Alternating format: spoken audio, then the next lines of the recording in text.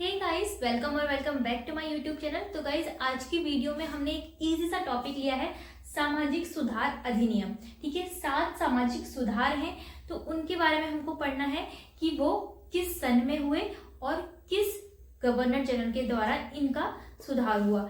ठीक है, और हमने ये इजी सा टॉपिक इसलिए लिया है क्योंकि हम यूके पीएससी के लिए लूसेंट के सारे टॉपिक एक एक करते हुए कवर करते जा रहे हैं, क्योंकि वो इम्पोर्टेंट जो टॉपिक है उनको अभी पढ़ना ज़्यादा जरूरी है।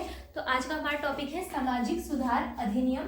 तो इसमें हम देखने वाले हैं जितने भी 7 सुधार हैं वो किस गवर्नर जनरल द्वारा किए गए और कौन से सन में वो किए गए। ठीक है, तो सबसे पहला है हमारा शिशुवध प्रतिबंध, यानी कि शिशु हत्या पर प्रतिबंध लगाया गया। जो बच्चों की हत्या हो रही थी तो उस वक्त क्या हुआ, 1798 से 1805 तक ये सुधार हुआ। किसके द्वारा हुआ? लॉर्ड वेलीजली के द्वारा। ठीक है, लॉर्ड वेलीजली, तो ये थे गवर्नर जनरल वेलीजली। तो इनके द्वारा शिशु हत्या पर प्रतिबंध लगाया गया। आप अच्छी तरह से देख लो इसको, क्योंकि ये हमसे ये 7 में से कोई सा भी यूकेपीएससी एग्जाम में पूछा जा सकता है। काफी इजी टॉपिक है और साथ ही साथ इम्पोर्टेंट भी है। हिस्ट्री में ये टॉपिक इम्पोर्टेंट है, इसलिए मैं आपको बता रही हूँ। शिशुवध पर प्रतिबंध 1798 से 1805 में वेलीजली के द्वारा लगाया गया। और ये सारे जो प्रतिबंध और सामाजिक सुधार हैं ये सभी गवर्नर जनरल द्वारा किए गए थे। ठीक है, अब चलो सेकंड देख लेते हैं, सती प्रथा पर प्रतिबंध। तो सती प्रथा पर प्रतिबंध, जो सती प्रथा उस वक्त चली हुई आ रही थी कि अगर आपकी पति की मृत्यु होती है तो उसके साथ साथ आपको भी जलना होता है। ठीक है, तो सती जैसे चली थी तो उसी के नाम पर ये सती प्रथा प्रतिबंध, सती प्रथा चल रही थी वहां पे। तो अब इस पर प्रतिबंध जिसने लगाया था उसका नाम था Lord William Bentinck. Lord William Bentinck, तो आपको ये नाम पहले से पता भी होगा। तो फ्रेंड्स, इसकी जो सन था कब लगाया गया? 1829 में लगाया गया। ठीक है, याद रखना आप, 1829 में लॉर्ड विलियम बेंटिक के द्वारा सती प्रथा पर प्रतिबंध लगाया गया। जिसके बाद क्या हुआ, अगर पति की मृत्यु हो जाती है तो जो पत्नी होती है उसको नहीं जलना पड़ता। ठीक है, वो जीवित रह सकती है, अभी तो उसको मरना पड़ता था। ठीक है, अब देखो तीसरा है हमारा दास प्रथा पर प्रतिबंध। तो जो दास प्रथा है तो उसमें क्या होता था, दासों पर अत्याचार होते थे क्योंकि दासों से अधिक कार्य कराया जाता था। तो इसी प्रथा पर जो प्रतिबंध है वो किसने लगाया? एलन ब्रो ने। ठीक है, एलन ब्रो ने लगाया, इस प्रथा को खत्म किया। अब देखिए, ये जो प्रथा थी वो 1833 के चार्टर अधिनियम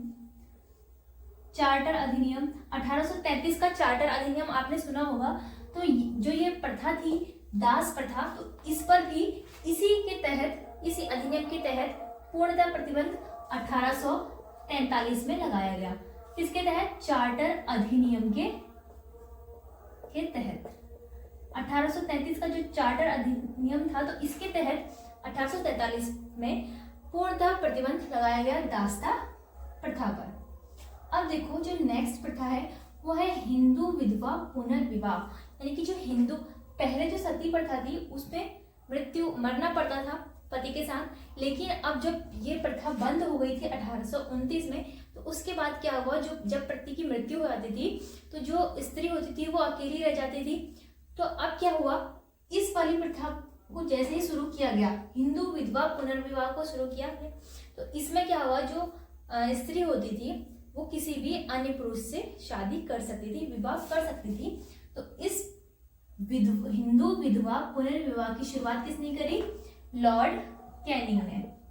लॉर्ड कैनिंग ने इसकी शुरुआत करी। किस सन में करी?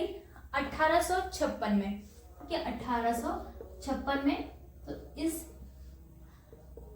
सामाजिक सुधार के तहत क्या हुआ, हिंदू जो स्त्री होती थी, विधवा स्त्री, वो पुनर्विवाह कर सकती थी। 1856 में लॉर्ड कैनिंग के द्वारा ये हिंदू विधवा पुनर्विवाह स्टार्ट हुआ। अब है अगला नेटिव मैरिज एक्ट। तो नेटिव मैरिज एक्ट क्या है, पहले उसको समझो। नेटिव मैरिज एक्ट के तहत क्या होता था, जो अंतर जातीय विवाह होते थे वो होना स्टार्ट हो गए, क्योंकि पहले ऐसा होता था कि हम सिर्फ अपनी कास्ट में ही शादी कर सकते थे, लेकिन जब से 1872 का नेटिव मैरिज एक्ट आया तो उसमें क्या होने लगा, अंतर जातीय विवाह शुरू हो गया, यानी कि इंटर कास्ट मैरिज जो ये एक्ट है तो वो शुरू हो गया। ठीक है, अंतर जातीय विवाह यानी कि हम किसी भी जाति के साथ, चाहे लड़का किसी भी जाति का हो या फिर लड़की किसी भी जाति की हो, तो दोनों एक दूसरे से विवाह कर सकते हैं, तो वो कहलाएगा अंतर जातीय विवाह। अंतर जातीय विवाह।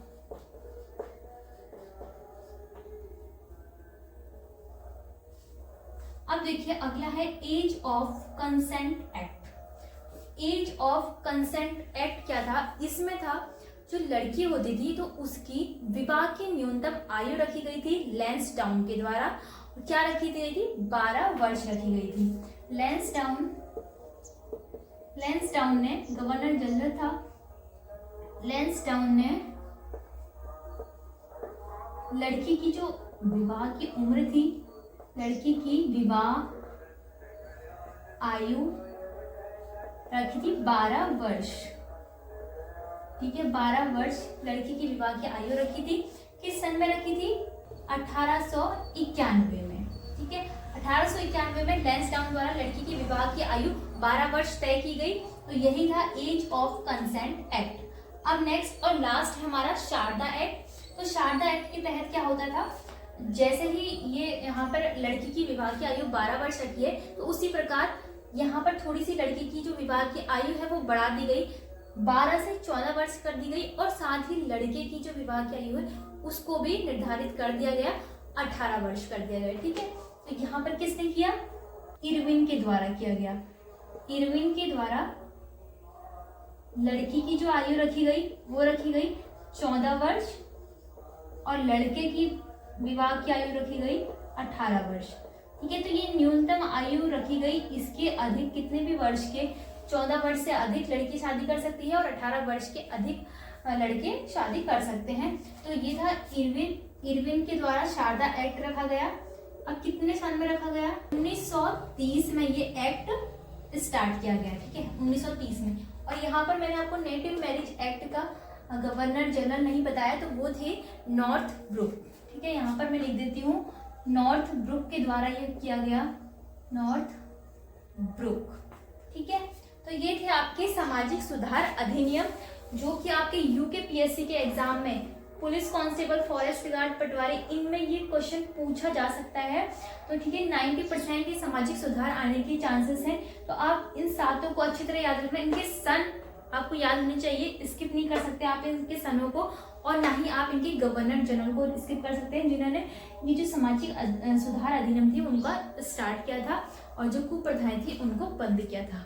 तो फ्रेंड्स, आई होप आपको समझ में आ रहा होगा कि लूसेंट से किस तरह के जो टॉपिक्स होते हैं वो इंपॉर्टेंट होते हैं यूकेपीएससी के लिए। जो भी आपको इंपॉर्टेंट इजी टॉपिक दिखते हैं वही यूकेपीएससी द्वारा दिए जाते हैं। ठीक है, तो आप उन्हीं को ज़्यादा फोकस करना, और इसी तरह से हम लूसेंट के जितने भी इंपॉर्टेंट टॉपिक है उसको कवर करते हुए जाएंगे। और इसके साथ साथ अगर आप पहली वाली वीडियोस भी देखना चाहते हो, जो कि मैंने लूसेंट के और भी अन्य टॉपिक करवाए हुए, तो वो आपको मिलेंगे लूसेंट की प्लेलिस्ट में। ठीक है, लूसेंट 2022 नाम से है। तो फ्रेंड्स, अगर आपको ये वाली वीडियो अच्छी लगी तो वीडियो को लाइक और चैनल को सब्सक्राइब जरूर करना।